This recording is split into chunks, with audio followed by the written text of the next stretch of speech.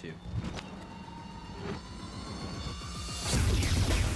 Hello there, David Amalotti, your host of Beyond the Blast Doors, a Star Wars podcast. And this week, not only am I your host, I'm all you get. Nick Stewart is out of town, David Gilbert's still out of the country, and Jesse Buck is bedridden. Not seriously sick, he can't talk. So it's just me and you in this moment talking about Star Wars, but that's okay, because it's something that we're both very passionate about. And before we get started, I just want to ask you to please go ahead below and give this video a thumbs up while we have a moment, and also hit that subscribe button if you don't subscribe to our channel already. Down in the description below, we'll always have the main topics of the podcast, of the show that we're talking and discussing. And we'll also have a link for our TeePublic account. You can go and check out our selection of t-shirt designs. You can support the show that way. We'll have a couple other announcements as we progress through this show. But let's jump in right now to Real Talk. Real Talk is the segment where we talk about everything that's movie related. So this is the saga films, the standalone movies, even that 2008 movie that came out in theaters that kicked off the Clone Wars. And The Hollywood Reporter tops our Real Talk discussion this week because they confirm in an exclusive story an Obi Wan Kenobi movie is in the works. Oscar-nominated filmmaker Stephen Daldry is in early talks for the film, which would center on the Jedi Master. The character, played by both Alec Guinness and Ewan McGregor. According to the article, there is no script, there is no confirmation that Ewan McGregor is involved. You have to think, though, that if they're going to do this movie, they would bring back Ewan McGregor. I want to talk about, I think I want to break this down since it's just me. Let's talk about the pros, and let's talk about the cons. The pros, I think from the very beginning, since Disney Lucasfilm announced that they wanted to do standalone movies, a Kenobi film was always part of that discussion from the fans. We always wanted that. There's so much that could happen in that 20 years between Revenge of the Sith and the opening of A New Hope. And we enjoyed Rogue One. That was kind of a preview of A New Hope. We're not sure what we're thinking of Han Solo, but there is a lot of excitement with Obi Wan Kenobi, the idea of a movie, the idea of going back to that desert on Tatooine and exploring what he was up to. There's a lot of things that can happen with this movie. First off, you can return to that desert on Tatooine, but you don't have to stay there the entire movie.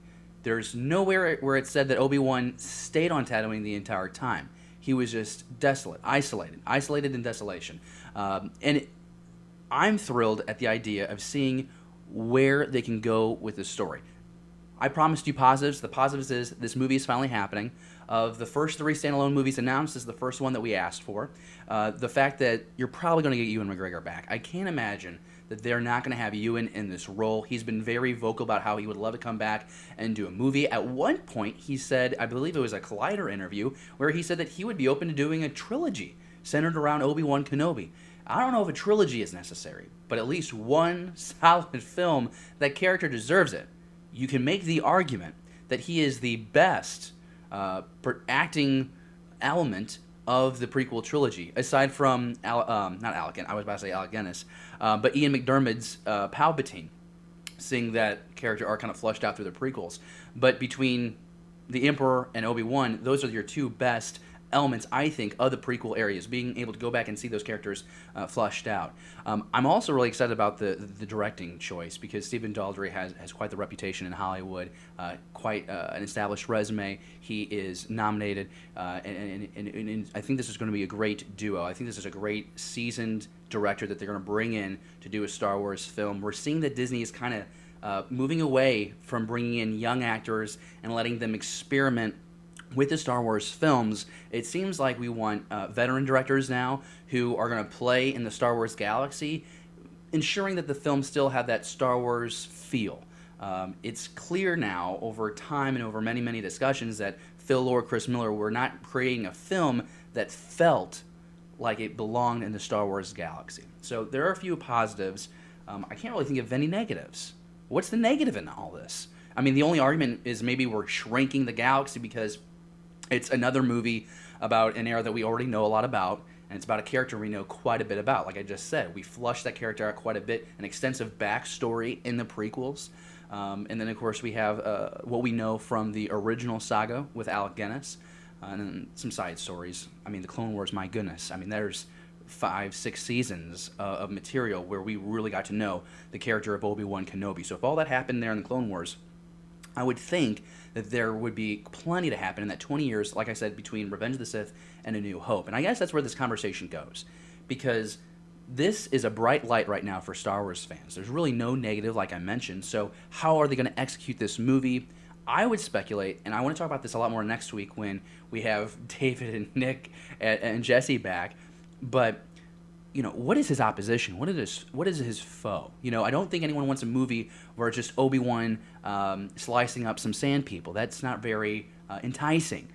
But can you bring a villain in to face Obi-Wan? Now, ever since this news exploded, there's been a lot of questions about, could Vader return? Could Vader be in this movie? And any fans who really love the movies innately go back to that line in A New Hope where it's, I haven't felt this presence since when? Well, maybe this movie shows you when. Maybe there was a reunion 10, 15 years after the Battle of Mustafar. Or maybe it's closer. Or maybe Obi-Wan and a young Vader had a clash. Vader in the cyborg black suit, not the Vader that was slaughtered essentially on Mustafar. I would be open to it.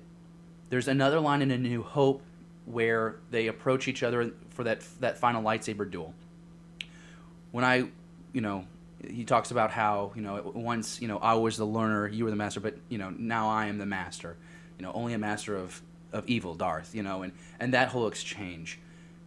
The assumption was that was the Battle of Mustafar. That was the great conclusion to Revenge of the Sith that George Lucas gave us. And we thought, oh, that's the tie to that conversation. And oh my gosh, yeah, he was, the panel, yeah, it makes perfect sense.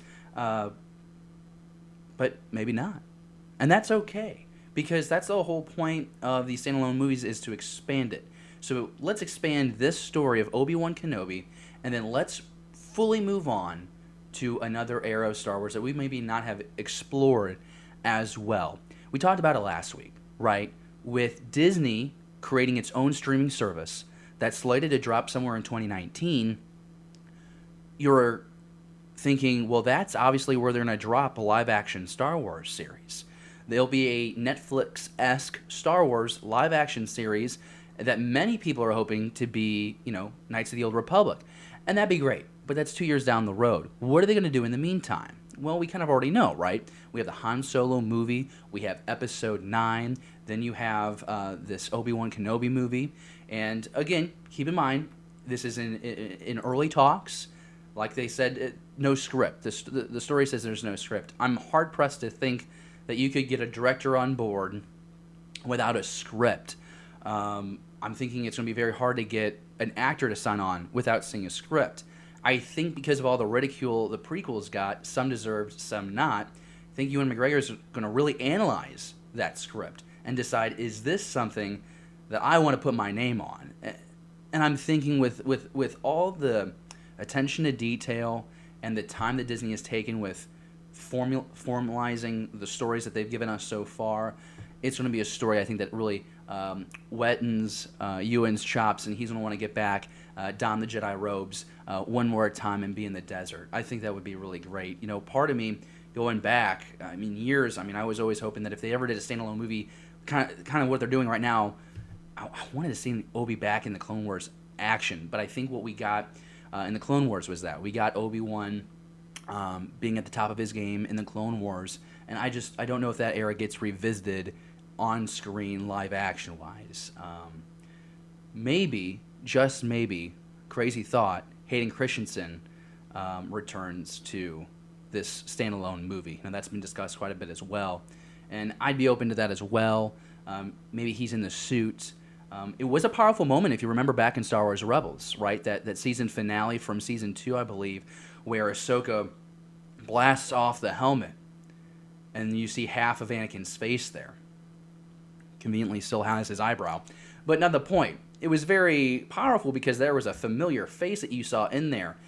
I'm not saying that that's going to happen again in the live-action movie, but I just think, for fans who are really invested, maybe that would be a factor, because now Hayden wouldn't have to play Anakin. Now he's playing Vader, or a damaged Anakin still transitioning into Vader.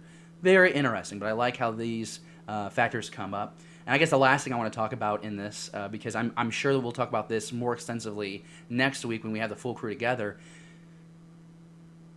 When you have Obi Wan on the desert, what is he doing, or what is he doing when you first find Obi Wan Kenobi? Is he running through the streets of Mos Eisley or another village on Tatooine, or is he meditating? Are we seeing him learn how to become a Force ghost? And I think that's an element that I think naturally fits with doing a standalone movie like this. Having Qui-Gon Jinn come back. I mean, think about it for a moment. What if on screen again? Here's some fan service, especially for the prequelists out there. What if you have Liam Neeson agree to come back and appear as a Force ghost, and he's teaching Obi-Wan Kenobi? Or maybe they're having a conversation where they're debating the Chosen One, the prophecy of the Chosen One. And how timely is this if you think about it? Because here we are gearing up for Episode 8, The Last Jedi, to drop in December of this year. And we're hearing that Luke thinks that Kylo Ren, that Ben Solo is the Chosen One. Well, then you go back like 50 years and it finds out that there was a similar conversation between Obi-Wan and his former master, Qui-Gon Jinn, saying, I don't think Anakin is the Chosen One. I think you got it wrong. I think it's his son. Anakin's going to destroy the galaxy. Luke is going to be the one that salvages it. Of course, things play out in Return of the Jedi. The son redeems the father, and now it seems like the uncle is going to have to redeem the nephew. Conversation for another time. But I think it would be really cool to see Liam Neeson as a Force ghost on screen again with Ewan McGregor, an older Obi-Wan Kenobi. I think that could be really enjoyable. And I'm just feeling very confident about the way this is shaping up. I guess because it is in the early talks, but kind of goes back to the very beginning of this conversation, right? This is a movie that fans wanted to see, and I'm really excited to see how this develops. I'm sure, just like the saga films, just like the scene-alones we've already gotten, a lot of news is going to unfold about this movie, and I'm excited to look forward to that. So with that said, what do you think? Do you think that this is a good move, a bad move? Is this the movie that you wanted? Do you agree with what I said? Do you disagree with what I said? I want to know in the comments below. Help me out. It's just me and you in this moment. If you comment below, it makes this a lot easier. I promise. I always try and respond to everyone's comments. And if you have any questions, post them down below, and we'll share those on next week's when we have the full crew with us. So with that said, let's go on to the next topic right now, and it involves the master himself, George Lucas. Turns out he still gives input into the Star Wars stories. In an interview with Entertainment Weekly, Kathleen Kennedy was asked if George Lucas is still involved. She says, quote, "Not really, but he'll whisper in my ear every now and then. Usually it's something specific or important to him about Jedi training, things like that." Now, when I hear the idea that George Lucas is still whispering in the ears of Kathleen Kennedy and Lucasfilm, I'm really not surprised. The guy is the creator. It's his baby. You know, for 40 years, he was postulating all these different possibilities that could be happening in this galaxy. And think about it. Before he gives the keys to the car away to Disney and Lucasfilm to go, do whatever, gives the keys of Lucasfilm to Disney, I should say, he gave us the Clone Wars. Those are hundreds of stories that were in that man's head that he shared with us. And there were more. There were another season and a half, 2 seasons, that they wanted to go with this thing. That's incredible. And it doesn't surprise me at the slightest. And I like that. I like that there's still a thread of George's overall vision through this whole thing. I think why I struggle with Force Awakens in moments is because it has those elements of George's era, but then it's the new, and it's adjusting to the new way of telling the Star Wars story. The feel of the original trilogy is there in the prequels, especially how he sets up shots. I think of that the horizon shot of Naboo when the fighters are flying in. There's certain ways that George frames the shots that makes you know that George, is taking care of this. And I do think he treated us right in the prequel. So I am a prequelist, and I am proud. I'm glad that Kathleen just kind of threw it out there, not too involved, but, he'll whisper in my ear. And I hope that those whispers are taken into account. You know that he gave he had treatments for 7, 8, and 9, and Disney kind of just was like, we want to do something different. You would assume that 7, 8, and 9 treatment was for Luke Skywalker, Han Solo, and Leia Organa to be a bit more centralized, opposed to what they are in this new sequel era. That's okay. I like it. That's the whole point. That's the whole point to this conversation, is the fact that I'm a fan of George still caring about a galaxy that he brought from far, far away 40 years ago, and that has brought joy to, at this point, 3 to 4 generations. It's pretty incredible. And I would hope that he would, if he's going to stay involved with any element of Star Wars, this is where I would want him to be involved with, is the Jedi Order and the Force, and kind of keeping that, not letting that get too out of hand. I don't think midichlorians is getting it out of hand. I think midichlorians is kind of just ruining the mystery behind the Force. And then ruining, I think, is also a strong word. But I like this, and I like that they're being respectful, and he is somewhat still included in this, because ultimately, no matter what, this is all because of George Lucas. And, yeah, that's pretty cool. I was going back and watching the Clone Wars episodes. Actually, I'll talk about this probably in my Staying on Target. But James Arnold Taylor does that really cool Clone Wars conversation series on his YouTube channel.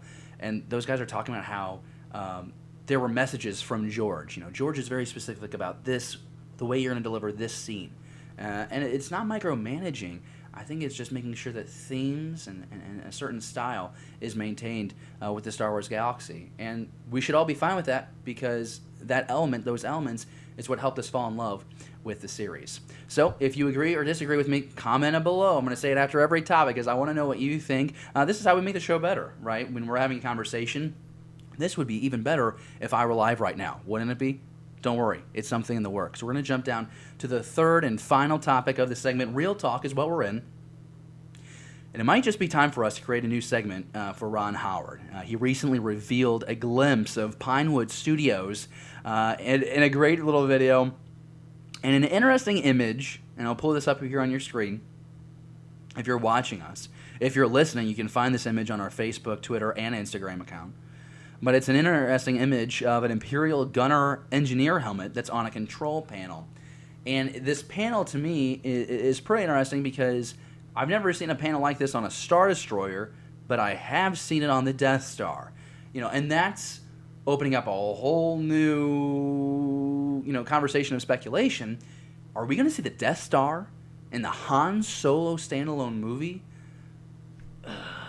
Maybe. I don't know. I don't know how that could play a role in that, because we know, I believe it's still canon, that Han Solo was in the Imperial Academy growing up and he left, right? I don't know if he would have been on the Death Star, why there would be a need for him to be on the Death Star, especially keeping in mind that the impression that I have when I'm watching A New Hope, the original Star Wars, that when they approach that moon, he doesn't know what it is. He thinks it is a moon. No, that's a spaceship. No, it's too big to be a spaceship. Oh crap, that is. It's a space station.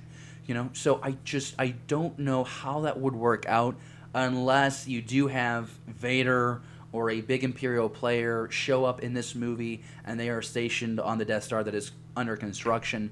But that just kind of seems like they're pulling too much in there. So I'm going to say it's not the Death Star. I know there's a big conversation right now on the internet about that, but I'm not going to get on board with that. Maybe it is a Star Destroyer. It wouldn't be a long shot to think that maybe Han is smuggling something and he gets pulled up on a Star Destroyer. That's a possibility. The Pinewood Studio, look around. That's great. That's something that Ron has been doing quite frequently. It's either Ron or someone who just has access to his social media account. But nonetheless, his account is giving us these looks behind, and that's really cool. We talked about it last week, how there was a great video. They had, it seemed like acres. They were doing that speeder chase scene, and they had, the big green wall wrapped around the background, and the cranes moving with cameras, and it's cool. It's cool to see that movie in production.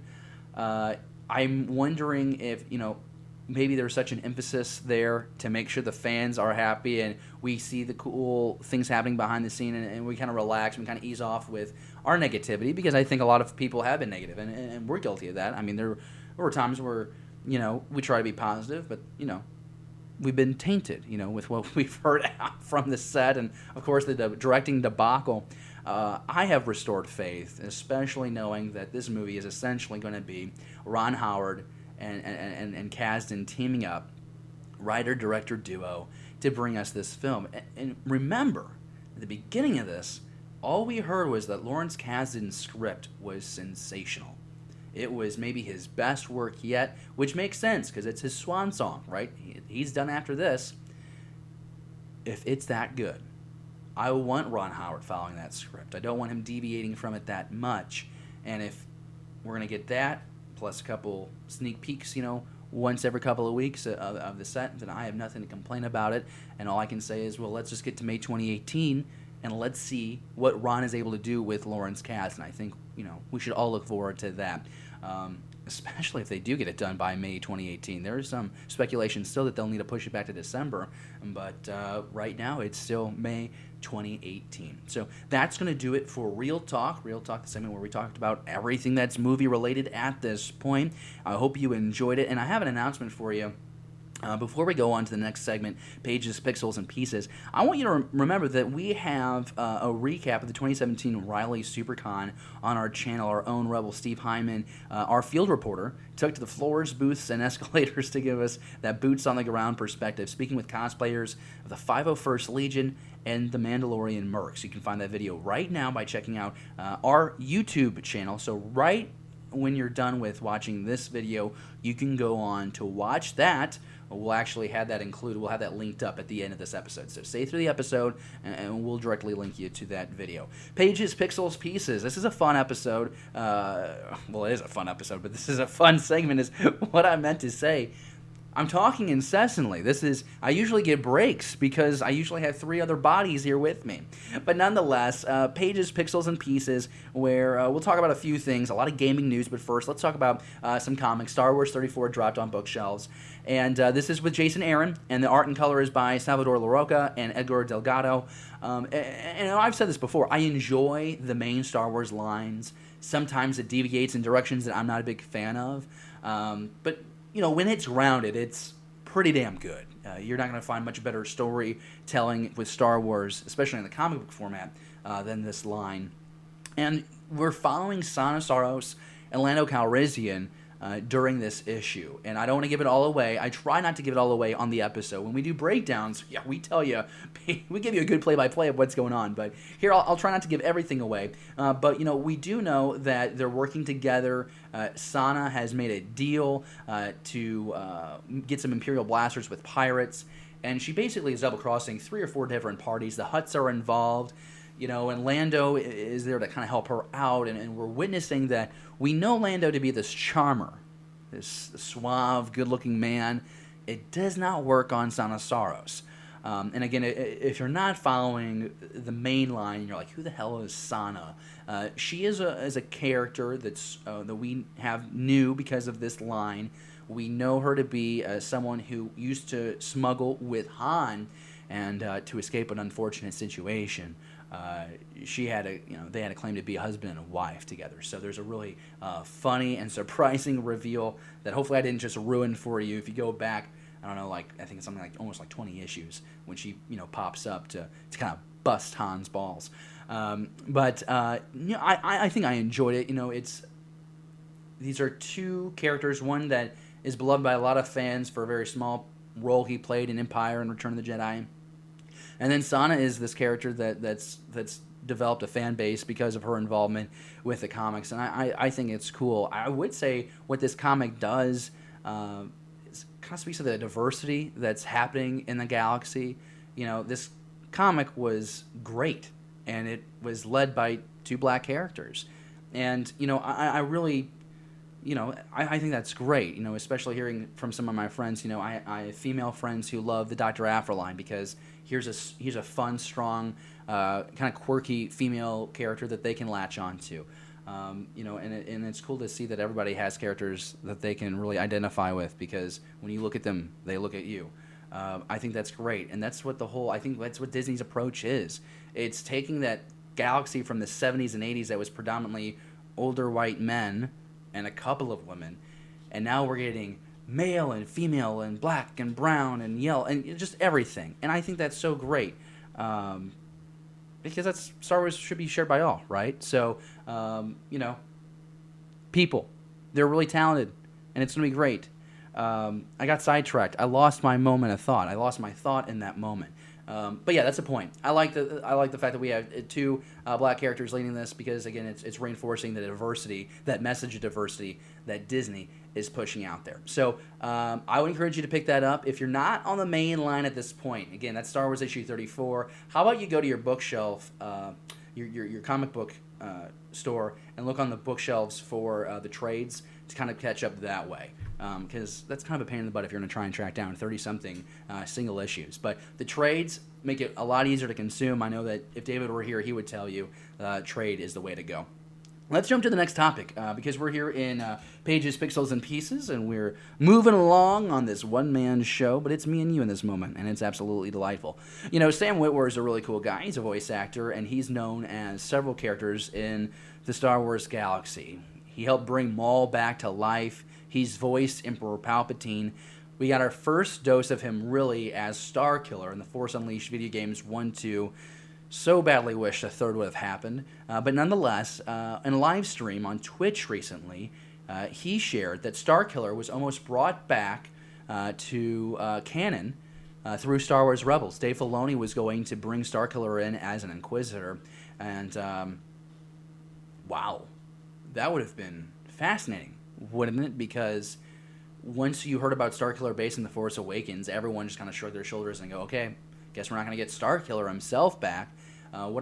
How cool would that have been to see Vader's apprentice on the screen? What if we could have had a standalone movie of Starkiller?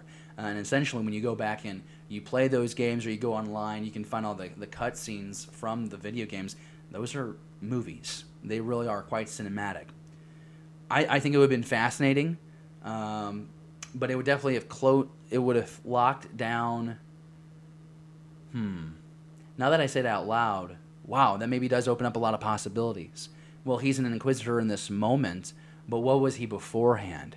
Maybe he was Vader's apprentice, and then placed just as an Inquisitor. Maybe that would have actually allowed more of a story to happen. And Dave Filoni has this reputation of bringing things back into Rebels. I mean, the first thing you have to think of and credit him for is making Thrawn canon. Reading that Timothy Zahn trilogy in the 80s, and then bringing that back into the canon through Star Wars Rebels. And I think they have treated Thrawn well in that show, because you've had to make that story last a season, and now going into the fourth season, especially if you read the book, I think they both do kind of complement each other very well. In the novel, you're getting the formative years of Thrawn, and in the series, you're getting, a Thrawn that you would, has a little bit more experience under his belt. I think it's really fascinating, and I will bring this up, I think, next week with the guys too, to get their thoughts on this. I know Jesse and Nick will have quite a few things to say, but I love this. I also love the fact that Sam revealed this on his Twitch account. He's pretty entertaining. He's a really funny guy. The dude could definitely be a stand-up. But I really enjoy how he drops these little nuggets when he goes on his stream. I like how James Arnold Taylor will reveal a few little nuggets on Clone War Conversations on his YouTube channel. I really enjoy how these actors... The show began back in, 2010? And here we are, 7 years later. Longer than that. Yeah, 7 years later. Or was it... Did it end in 2010? Maybe I'm having a brain block. You and I are just in this moment together, and you're seeing me at a weak moment. The point is, Clone Wars has been over with for 5 years now, 6 years, right? So the fact that Sam and James and these other actors are still so invested into it is really freaking cool. I'm a big fan of that. And I just hope that these little nuggets continue getting revealed, because it makes someone like myself, like a fan like you and I, right? So we're so invested in the Clone Wars. it kind of pays off. It's like, oh my gosh, especially learning how to, these characters were approached, how Sam approached doing Palpatine, how he approached Maul. You get little tidbits of that too. So while you support us, be sure you support them and check out their streams, their YouTube channels. The next topic that we have in our segment here of Pages, Pixels, and Pieces, Lucasfilm and EA do announce a new Star Wars game. It's a Rise to Power mobile strategy game. And in a release, and I got to credit the good guys over there at StarWarsNewsNet.com for this story before I go any further, because they were the ones that kind of brought this to my attention when I was online. There was a statement that was released, and it says, Star Wars Rise to Power, an upcoming mobile strategy game set in the Star Wars universe. While specific details and release date are yet to be revealed, Android users on Google Play can sign up to play the closed pre-alpha test. If you qualify, you'll get to play the game and provide feedback. A little bit more information is available on that story posted by StarWarsNewsNet.com. Check that out. I'm not a big fan of the Star Wars strategy games. I was Clash of Clans was a game that was pretty popular like 3 years ago, and I had that on my phone, and I was having fun with it. And then there was a Star Wars version that came out like that. Okay. If you've got the data and you have the time to play that game, then go out there and enjoy it. I'm not going to turn you away from it. I don't believe this would come in as canon. I will have to double check that, but I don't think this video game is canon. And of course, that's where canon gets murky, and there's fears, right, that Disney retconned all that other, all of the EU to make a more cohesive canon. I wanted to say expanded universe because that's not what they're trying to do. They just want to make canon. But when you get enough players dancing in the dance, sometimes it does get muddled, and it's probably best to keep the mobile games in their own little world, But if you like the idea of this mobile game, if you were going to play, tell me below in the comments below. You might be able to sway my opinion on this game. If I'm going to play a game right now, it's just going to be, there's not just Battlefront. The Battlefront from 2015, I might give that a few rounds, but really I don't plan on playing a video game until the new Battlefront 2 comes out later this year. Because why play anything when you really just want to play Battlefront 2? Those videos that have been coming out from Gamescom, they are nice. What else? What else are we talking about? Oh, you know what? Let's save Gamescom for next week because we'll have the crew here, so we'll save those videos for that. But we can talk about the official synopsis was revealed or unveiled or released, however you want to say it, for Delilah Dawson's Phasma book, and I'm just going to read it to you. It's not very long, in case you have seen it. If you have read it already, then you can skip the next 30 seconds. If not, just bear with me. But the synopsis says this: one of the most cunning and merciless officers of the First Order, Captain Phasma commands the favor of her superiors, the respect of her peers, and the terror of her enemies. But for all her renown, Phasma remains as virtually unknown as the impassive expression on her gleaming chrome helmet. Now an adversary is bent on unearthing her mysterious origins and exposing a secret she guards as zealously and ruthlessly as she serves her masters. Deep inside, the battlecruiser Absolution, a captured resistance spy, endures brutal interrogation at the hands of a crimson-armored stormtrooper, Cardinal. But the information he desires has nothing to do with the Resistance or its covert operations against the First Order. What the mysterious stormtrooper wants is Phasma's past, and with it, whatever long-buried scandal, treachery, or private demons he can wield against the hated rival who threatens his own power and privilege in the ranks of the First Order. His prisoner has what Cardinal so desperately seeks, but she won't surrender it easily, as she wages a painstaking war of wills with her captor, bargaining for her life in exchange for every precious revelation. The spellbinding chronicle of the inscrutable Phasma unfolds. Reading is hard. But this knowledge may prove more than just dangerous once Cardinal possesses it, and once his adversary unleashes the full measure of her fury. Well, my goodness, does this not sound exciting? I think it's kind of funny at the very beginning of this. Not much is known. Phasma remains unknown. Well, it's how we felt after The Force Awakens, right? We bought all the action figures, posters, and the helmets you could fit on your head, and we're really excited for a heavy dose of Phasma, and we got nothing. she was a throwaway character, a waste of space, because she wasn't used well at all. I mean, first off, everyone's going to go to the end where she just turns off the shields, right? Because that was weak. That was the story where basically we don't have anything better planned. She should have been that one on Takadana threatening Finn, calling him a traitor. That's how you make that character a little bit more established. Putting them together again in the same environment, having them face off again, that would have worked. Well, here we are. Here's the maybe the origin story of Phasma. Well, nothing was much known about her at the time either. So we're going to find out more about her. I'm really excited about this novel. I think when we were at Star Wars Celebration, I wasn't there, but when we were watching, looking for the updates, the books coming up that we were most excited about was Inferno Squad and this Phasma novel, finding out more about her character. And I really hope that they do flush her out a little bit more on screen. But when I read the synopsis, I'm hooked. Let's read the book. I'm ready for it. And I look forward to learning more about that character because I think that is a character that has so much potential in this new sequel trilogy era. And we just haven't tapped it yet. So, those are my thoughts really there. I think Jesse might have more. We'll save that for next week. If you have any thoughts, though, on the Phasma novel or any of the novels right now in canon, be sure you comment below and let us know what you think. Maybe you agree that it's a book to look forward to. Maybe you think it's just a terrible idea for a novel. But the great thing about the books is you only have to read them if you want to read them. Fair enough. That's going to do it for this segment. That was Pages, Pixels, Pieces. Oh, my gosh, I lied. Oh my gosh, I do this all the time. Oh my goodness. How did I forget this? LEGO has been teasing fans ruthlessly on social media about the largest LEGO set ever to drop, and it's going to be a Star Wars set. And I'm going to hit on this briefly because I want to talk about this next week as well. And in some ways, this episode might feel like a teaser for next week. I'm going to have my thoughts on this one, but we got three other guys and see where that conversation goes, a little bit more in depth. But I will touch on this.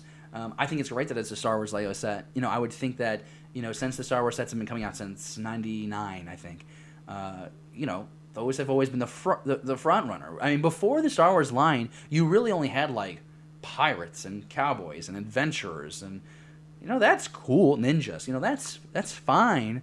But this was Star Wars LEGO. I mean, remember that first Battle of Endor Lego set where it was just the tree, the two troopers with their speeders, and then you got Luke in the black robe with the saber? I mean, it was a simple set.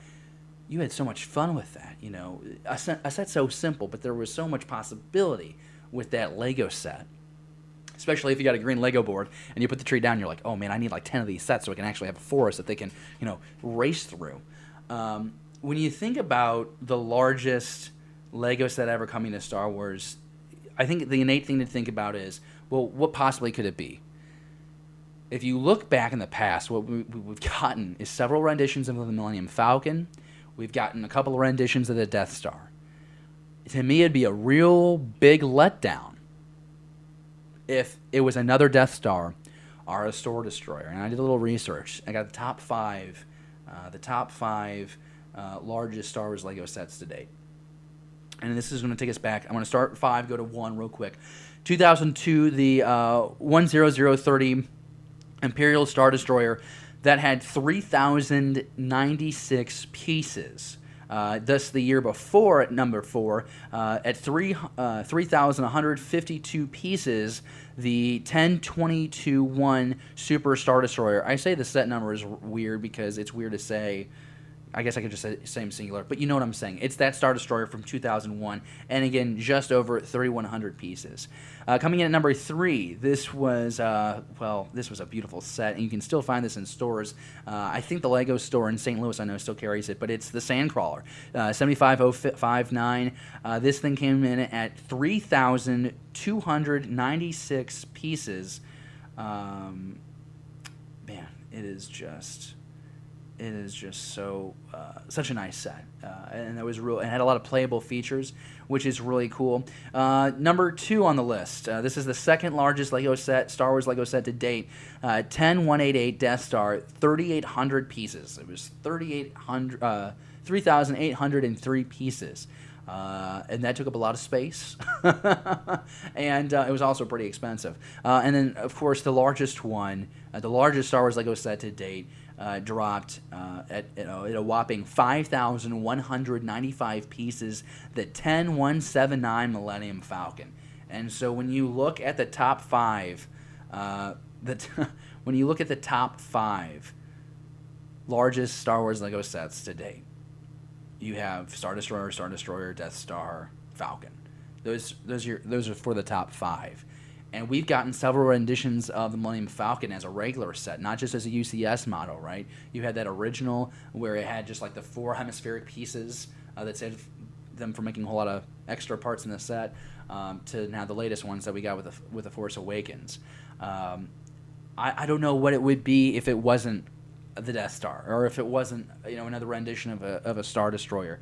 There's some speculation because there was I'll show you the picture. It's the Lego sprawled out on the table, and it's a lot of gray and it's a lot of sand. Some people think maybe it's a Star Destroyer that's crashed into the into the sands of Jakku. Well, that's quite the possibility. I'm not sure, but hell, we'll find out together. They're saying it's going to come out in October, and I'm really excited about that. But I would think if it's going to be more than 5,000 Lego pieces, if it's going to be more than 5,195 Lego pieces that we had in that Millennium Falcon set, the price point is terrifying. It would have to be somewhere between $300 and $900. Is anyone really going to spend that much money on those sets? There's maybe a few. Some collectors will, for sure. But I consider myself, I'm a young professional. I can't legitimize that much on Legos. But I will tell you, when I first got my very first job, my very first professional job, the first thing I did with my second paycheck was I went out and I bought myself the Millennium Falcon for the Force Awakens, because that was the one Lego set that I did not have that I've always wanted. I got it. That's a side story.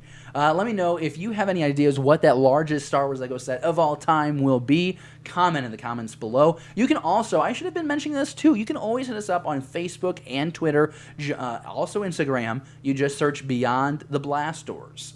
Spaces in between, that's fine. Either way, you'll find us. Would love to see you follow our Facebook page and comment on our posts. We try and post 2 to 4 times a day. We'll post videos from our channel, stories that we find, sifting on the web, and then we just want to have a conversation about it. So feel free to comment there below. And as always, if you want questions answered on our show, all you have to do is tweet at us, use the hashtag #BeyondTheBlastDoors, and we'll answer those questions, because that's how we roll. Let's go ahead and jump down to the next segment, Stash It or Blast It. I just said that's how we roll.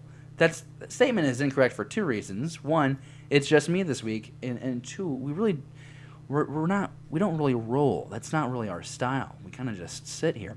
Anyways, Stash It or Blast It. That's the whole point of this show, is to move on to the next segment, and not my awful humor. When are we going to get the next Star Wars trailer? That's a question. If you go by the Rogue One timeline, says we should have had a trailer last week. ABC's Good Morning America on Monday morning was they pushed out a GIF on social media that said, "All right, see you tomorrow," and the internet just freaked out. The internet just freaked out when seeing this, because they thought a new trailer was going to drop. Now, so far, no new trailer. It is about time. If you want to go along with that Rogue One schedule, and it's pretty similar to, it make more sense to compare it to the Force Awakens, in a way.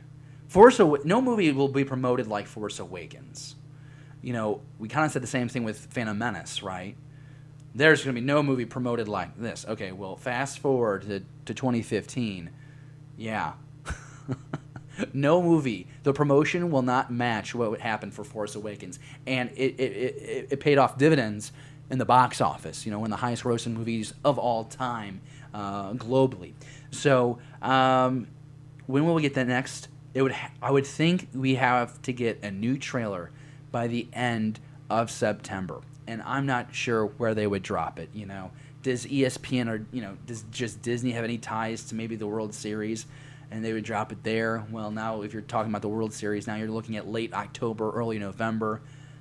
Maybe they just drop it on ABC Good Morning America. There's a good chance of that. If I worked in network television, there's two jobs I would want. Either be on Good Morning America or I'd want to be Jimmy Kimmel, because you're on ABC and you're going to get exclusive content all the time. You're going to get to talk to all the stars of all those big Marvel Disney properties whenever you want, before anyone else. What a great gig. Still got to work your butt off. Not trying to take anything away from anyone's work ethic. Still got to work very hard. But the access you have to this stuff is just quite a bit more drastic than people hanging out on NBC or CBS. So let me know in the comments below. I'll say a lot of speculation for next week when we have the full crew, but comment below. When do you think we're going to get another trailer? I really do think it would have to happen in September with that movie coming out in December. I think you get it sometime in September, and then you would have a final push in November with those little 15-second snippets that we get almost every commercial break on ESPN. Let's jump down to, you know what, we're not going to go into that. I just want you to know, I'm going to hold this for my stash or blast it. I think that's what I'm going to do. I'll remind myself, because we don't have a way of talking to each other. I'm going to have the second topic from this segment become my blaster stash, or my Sting on Target, because I think that's a little bit more appropriate. So let's just go ahead and jump down to our Cantina cosplay of the month. And this is our August recipient, Rebecca Platzer. What a classy woman. We're showing you another photo of her in her Leia cosplay, one of her Leia cosplays, with a young fan who is so excited to meet Leia. And, the last couple of weeks we've been sharing with you her bio, as part of the introduction process. If you want to submit yourself to be a cosplayer of the month, all you have to do is give us at least 4 of your best Star Wars cosplay pictures, and then send us a bio of who you are and why you cosplay. And then you get put into the pot, and then we draw you for the next, for the following month. Rebecca has this great story, and it's a great passion of giving her time to make other people happy through this art, which is cosplay. And I love how the community takes it so very seriously. This is not Halloween. This is not one night where you dress up goofy and you think you can alter your behavior and go around telling really bad jokes. Cosplay is a passion. It's a hobby. Just like some of us, our hobby is, to read the books.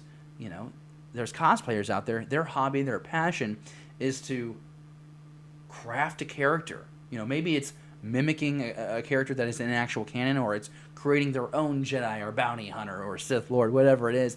It's super cool, and the time, the resources, the energy that they pull into this is astounding, and that's why we selected Rebecca for our August recipient, and we're excited to have her on the show for our final month, our final week of August. Really excited to have her. It'll be an interview that we'll feature. We might not have all of it on the episode itself. We might just have a snippet to tease, and then we'll link you up with the full interview. But really excited to have her and hear her voice. It's going to be so great. But I do want to reiterate that at this current moment, her main costumes are the Leia. Is the Princess Leia. She also has the Forest Leia that you've seen on your screen, and she's been dressing like this for a year now. She goes to hospitals, various charity events. I know that she's actually in a couple of weeks she's going to be throwing out. I think she's either throwing out the first pitch or she's just going to be character Princess Leia at a couple Major League Baseball games. I think one's like at New York. How cool is that you get to travel the world, the country at least, to portray these characters? That's what cosplay does. That's the doors that open up when you embrace your creativity, you let your walls down, and you just play. That's awesome to me. That's awesome. So again, this is the third of 4 images that we get to see of Becca as Leia. Again, her costumes are just incredibly attention to detail. You've heard Jesse gush over that. You've also heard Jesse give Rebecca her next 5 ideas for cosplays. Yeah, I think he might. I'm very excited to talk to you, Becca, but I think Jesse is at the edge of his seat or maybe right now since he's better and at the edge of his bed, wanting to talk cosplay with you. You are his people. So that's going to do it for Cosplay Cantina. Just giving her a shout out again, making sure that you see the great work that she does. You can always find her complete bio on our Facebook page, on our Instagram as well. We have snippets of it go out on Twitter because, you can't fit an awesome bio like hers in 144 characters. Let's jump on to the next topic, the next segment rather, which is the Fan Comlink.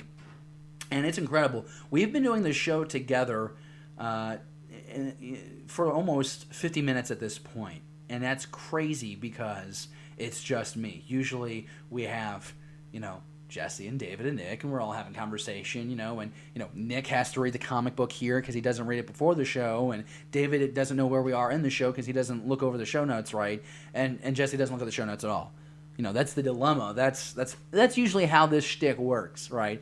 But one of my favorite moments in this show, we get to Cosplay Cantina, and we get to Fan Comlink, is we get to have a little bit more interaction between you and I. So we have a couple of questions here. Like I said before, if you have questions, you can always hit us up on Facebook. But really the best way to ask us questions is tweet at us at BTBD_podcast, hashtag beyondtheblastdoors. Ask us any question, we'll answer it. Keep it Star Wars related if you can, but if you have a question that you're just hankering to ask us, and it's not Star Wars related, well, that's okay. We'll oblige you, because you know what?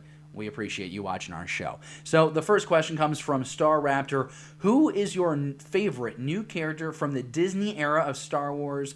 Can include The Force Awakens, Rogue One, novels, and comics. Star Raptor, thank you as always for submitting us your question. Watching and listening to our shows. Star's awesome because he prefers to listen to our show because we're on iTunes, Google Play, and Stitcher, but he'll also watch. And that's always really appreciated. He'll comment below our videos and kind of let us know what he thinks about stuff. And it's great to have him in our audience week after week after week. When I think about new characters from this Disney era, you have a lot to pick from. Because like you mentioned, The Force Awakens, Rogue One, the comics, the novels, Star Wars Rebels. My mind, when I thought about this instantly, I really like Cad Bane.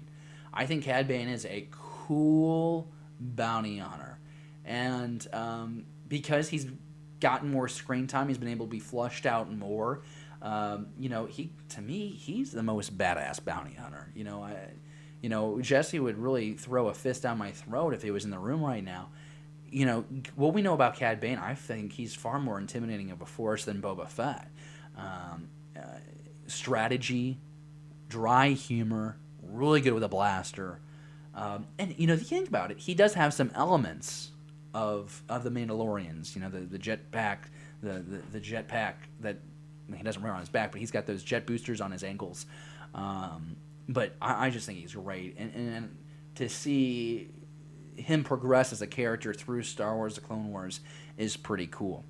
Then I go to Star Wars Rebels.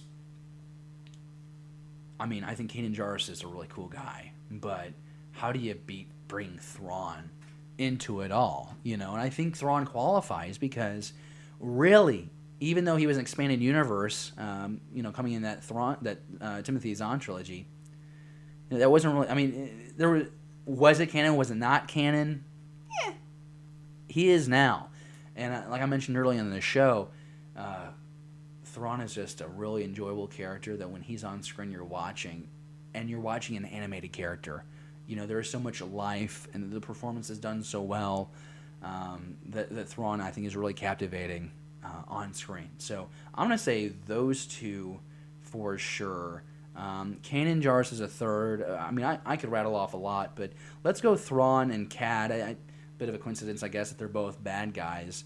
We'll make Kanan Jarrus my third one as well, so that way we have a good Force user. Oh man, Ahsoka. Man, when you start thinking about this, there's like a lot of really great characters. Wow. Okay. So, damn.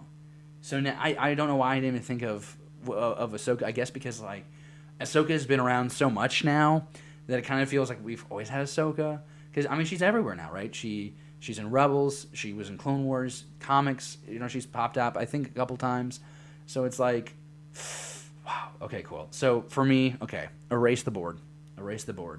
It's between Ahsoka and Cad Bane. Those are two original characters that came from Star Wars: The Clone Wars. From the Disney era. Man, I am really messing this up. I am just really getting all confused. From the Disney era. Damn it. Okay. Yep, Thrawn. Thrawn's going to get it because Thrawn, seeing him in it, that's okay. Thrawn. We're saying it's Thrawn. My goodness, I really butchered that up, man. I'm sorry, but my gosh, you got a 5-minute response to your question, so that kind of paid off. I guess that's the benefit of when it's just you and I, not the whole crew. I can just kind of ramble like that, or maybe that's the worst part of this. I'll let you decide. You can tell me in the comments below if you like it when I ramble or not. No one likes it when I ramble. Let's go on to the next question. Brandon at the Insane Soul, good guy, big fan of the show. Do you guys think that we will ever get the final season of Star Wars: The Clone Wars? I'm going to simply say no.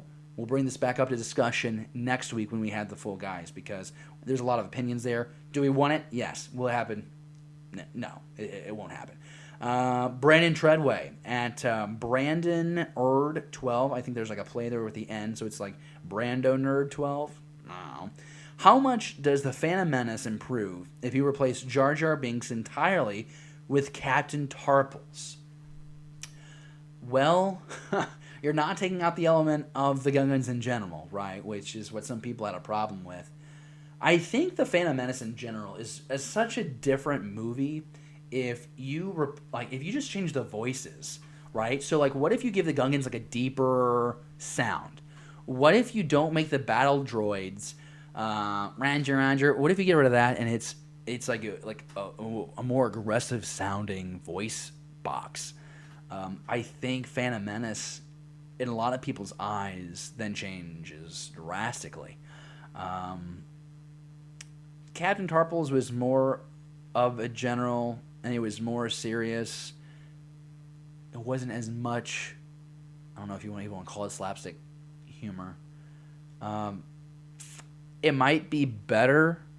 I'm just thinking that Gungans in general shouldn't have been approached. They were kind of like goofy clowns.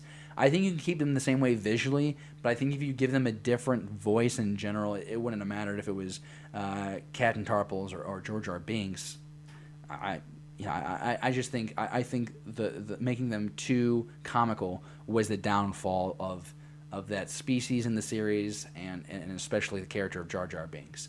Hopefully I answered your questions. If you guys have a response to any of these questions, of course, share those in the comments below. Because that's why we do this. We want to hear what you think about everything we talk about. That's why we do it. I promised you earlier for my Staying on Target that I would bring up something that we had earlier in the Stashed or Blasted. Porgs are really taking over the internet right now. For some reason, for Force Awakens, you had Phasma. I felt like all the promotional stuff, all the merch was really heavy on Phasma. They wanted you to know that it was a female character. They wanted you to buy. And you didn't get a whole lot of her in the movie, which was a disappointment, like we talk about often. Porgs is the new money grab for Disney with Last Jedi. A lot of people think they're cute. That's fine. I don't care. A lot of people joke that it's Chewie's dinner at some point in the movie. That could be funny. But StarWars.com has posted a recipe for porg potatoes. You can find that right now at StarWars.com. And if you are a porg fanatic, if you like the porgs, you can make potatoes that apparently look like them. And that's a nice little recipe that you can try out when you have your friends over. Maybe you're marathoning Star Wars movies. And you can have a couple porg potatoes for you.